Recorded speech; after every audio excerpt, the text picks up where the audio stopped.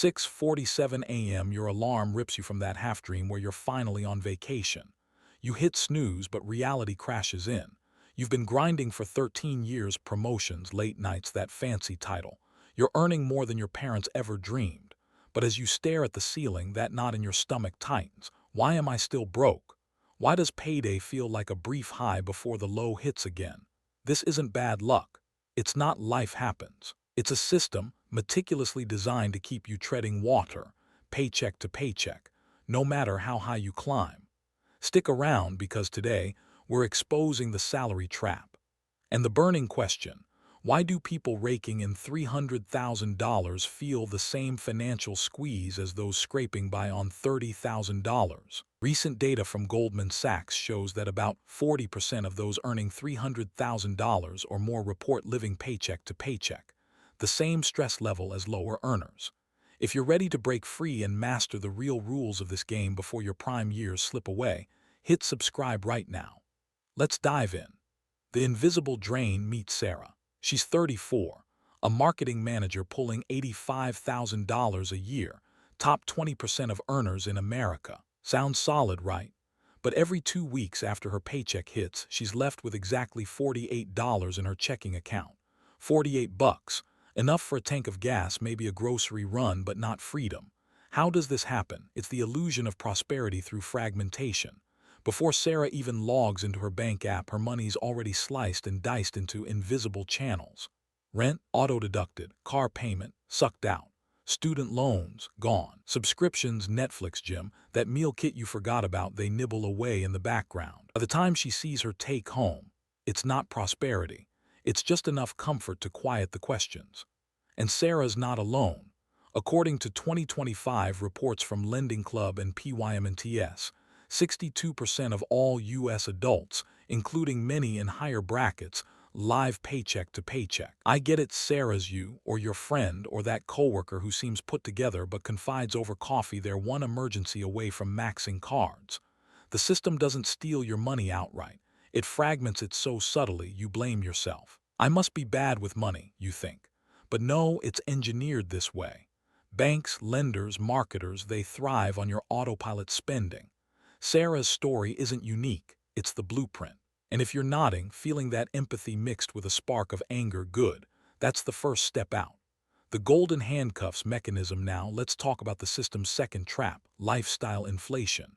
You land that raise, boom, from $60K to $90K. Feels like a win, right? But watch what happens. Suddenly, that apartment feels cramped, time for an upgrade. Your reliable car, nah, lease something shinier. Dinner's out, from once a week to 3. Before you know it, every extra dollar's spoken for.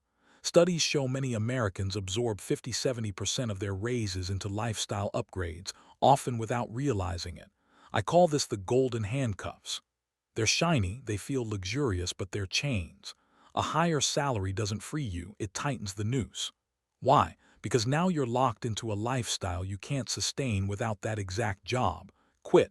Downgrade everything. No way. The handcuffs keep you compliant, showing up day after day, even if it drains your soul. Think about it provocatively. The system sells you success as more stuff, but it's really dependency. You're not building equity, you're inflating obligations. And here's the revelation: it's by design. Employers love it because you're less likely to negotiate or jump ship. Marketers adore it because you're a perpetual consumer. Empathetically, I know how seductive it is, that new phone, that vacation, but it's a trap disguised as progress. The David reality check. Take David, a software engineer in his late 30s. He scored a $20,000 raise last year, high fives all around. But fast forward, zero net gain. Why? Required expenses always catch up. Rent spiked in his city. Kid needed braces, $5K out of pocket. Car repair, another $2K. That raise vanished into the ether. This is the insidious trick. Income rises, but obligations accelerate faster. You're not building wealth, you're just upgrading your cage.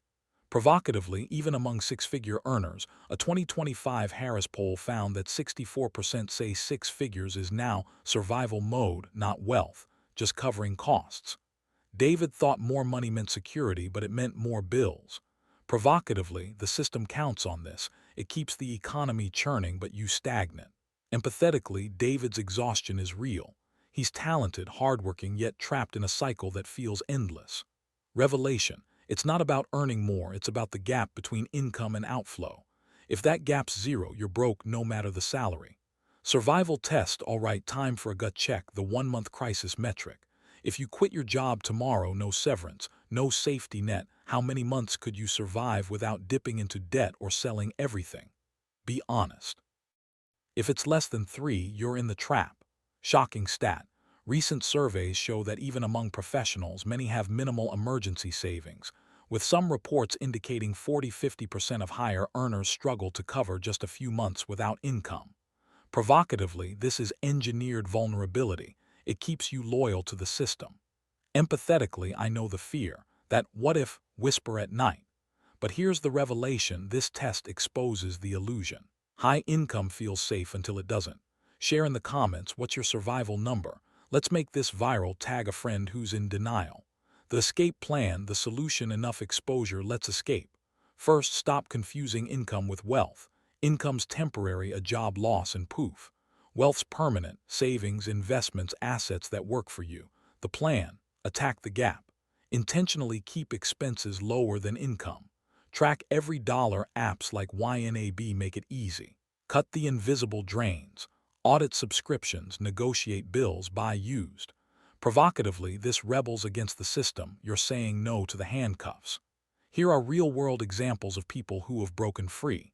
Redirect raises aggressively. A couple in their 30s got a combined $30K raise. Instead of upgrading their apartment, they kept living in their modest place and funneled the extra straight into investments and a high-yield savings account. Within 2 years, they built a 6-month buffer and started side hustling without fear. Downsize intentionally for freedom. One tech worker earning $150K plus felt trapped in a high-cost city. They moved to a cheaper area, or even a smaller home in the same city, cutting housing by 40%. The downgrade felt like a loss at first, but it freed up $2K month now invested, giving them the optionality to negotiate better at work or explore a career pivot. Build a side income stream. A marketing exec in her 40s started freelancing evenings, using skills from her day job. That extra 1–2K month went entirely to debt payoff and then investments. Within 18 months, she had enough cushion to reduce hours at her main job, breaking the handcuffs without quitting cold turkey.